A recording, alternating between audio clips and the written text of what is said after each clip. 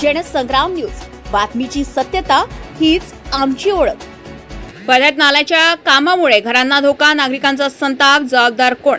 वर्धा शहरातील शिवाजी महाराज चौक वार्ड क्रमांक 7 मधील नाल्याच्या खोलीकरणाच्या कामामुळे स्थानिक नागरिक रामदासजी गुगुसकर यांच्या घराचं मोठं नुकसान झालं असून सध्या सुरू असलेल्या सुरक्षा भिंतीचं काम नुकसानग्रस्त भागाकडून करण्याऐवजी रस्त्याच्या बाजूने सुरू केलं। त्यामुळे सार्वजनिक बांधकाम विभागाने दुजाभाव केल्याचे स्पष्ट आरोप आहे।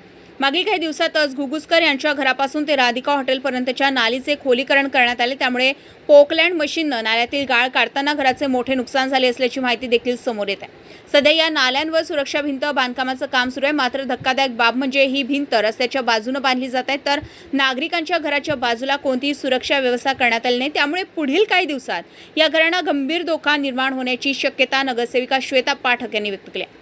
काही दिवसावर पावसाळा सुरू होत आहे, त्यामुळे नाल्यालगतच्या घरांचे मोठे नुकसान होणार आहे। दोन्ही बाजूने सुरक्षा भिंत बांधण्याची गरज आहे। स्थानिक नागरिकांनी याबाबत तीव्र नाराजी व्यक्त करत जर आमची घरे कोसळली किंवा नुकसान झाले तर त्याला जबाबदार कोण, असा थेट सवाल उपस्थित केला।